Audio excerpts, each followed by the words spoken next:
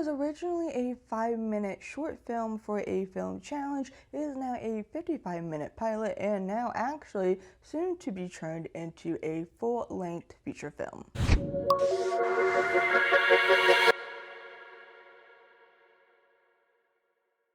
Hello and welcome to the Global Disability News Network. My name is Rikki Poynter and I am a white woman in her mid-30s with cherry cola red-brown hair and wearing a very loose oversized black t-shirt. For the first time ever, I attended the Seattle Deaf Film Festival, which showcased 38 films from 12 different countries.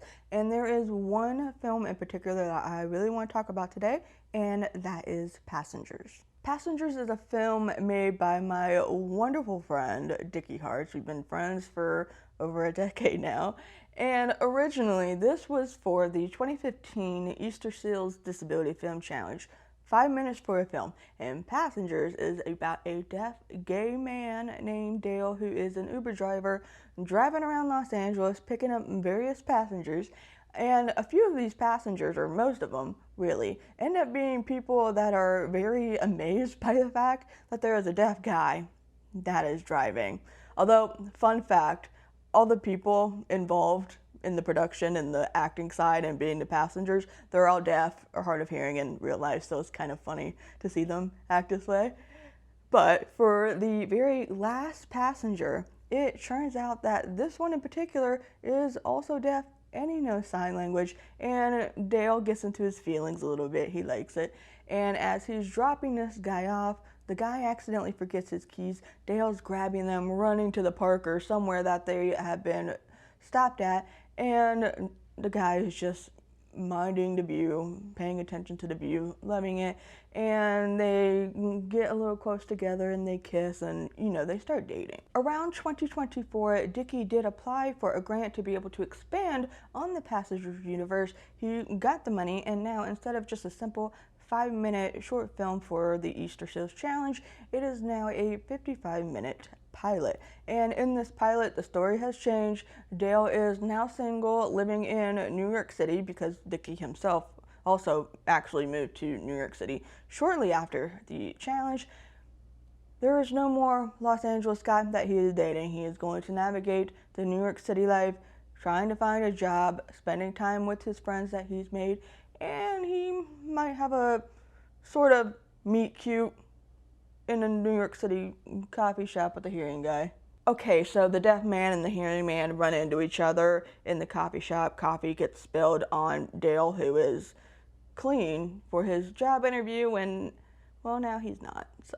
But before that, the encounter is already a little bit awkward, unbeknownst to Dale, because Wyatt, who is the hearing guy, we find his name out later on, he tries to talk to Dale while they're waiting in line to pick up their coffee. Of course, Wyatt has no idea that Dale is deaf, and Dale has no idea that there is a man trying to talk to him, so Wyatt feels very awkward, and then he feels even more awkward as they accidentally run into each other at the coffee shop. The coffee is again spilled, and Dale starts signing whatever frustration that he was signing at the time, and Wyatt's like, oh, okay. And then, because of course this is happening in a rom-com, Dale has the job interview at the place where Wyatt works. Dale walks by him frustrated because we do run into the usual snafu where a hearing person who is doing an interview may have gotten the ASL interpreter that one needs, but sometimes a hearing person will make very awkward comments about the ASL interpreter being there, or just weird things like, oh, I also know somebody deaf, or my dog is deaf and it's just weird. Anyhow, Dale does not get the job. He walks off, and Wyatt recognizes Dale, and he's freaking out a little bit because he's talking to his co-workers, already having talked about the fact that he ran into Dale and embarrassed himself. And now Dale is there, and he picks up his resume that Dale threw away in the trash, finds out his name, gets his contact information, starts texting Dale, and now they're going to have a first date.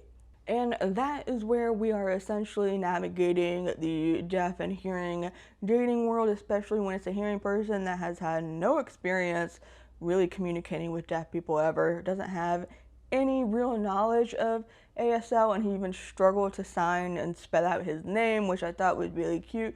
And we spend the next couple weeks, months, whatever, just trying to figure out that life. And Dale runs into the situation of, well, he does have a hearing friend that does know ASL, and there's a little bit of that romantic tension. And now there's like this back and forth pull of, do I want to date this guy who is hearing that I am interested in, and he's interested in me, and he's trying, but it also seems like there's this kind of awkwardness, or I could just go and be safe with this other guy who definitely already knows ASL. He learned for this friendship group. And as someone whose dating life is very lackluster, and I've always had bad luck in the last couple of years, it gives me a little bit of hope, not to see a back and forth pull, but just to see that there is actually someone that is trying to put in that effort, because in real life, at least for me, that doesn't seem to be happening. Of course, love comes in many shapes and forms, and we also remember that friendship exists, and friendship is just as important. And there's this cute little montage that goes on for a few minutes where they're making like Christmas cookies, holiday cookies, and the four friends, one that includes Dale, obviously, it's this montage. And if you're a millennial like me, I was born in 1991, you're used to these montages, and it was great. It was really nice, good trip of nostalgia.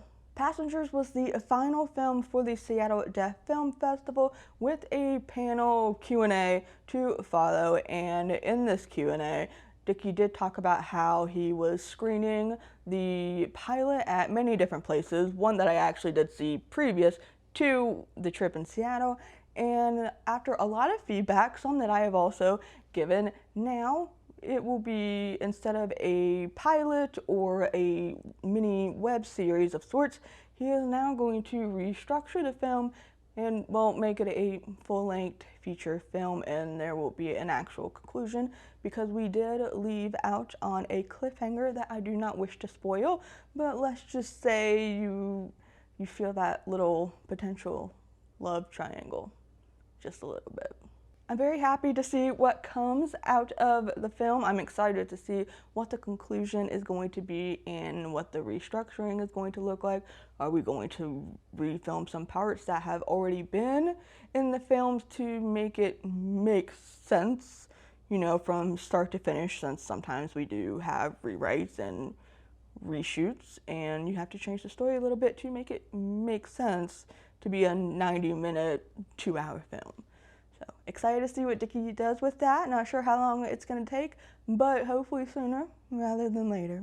For more news and commentary about disabled representation in media, be sure to follow us here at the Global Disability News Network. Thank you so much for watching. We really do appreciate it. And this is Rikki Poynter, signing off.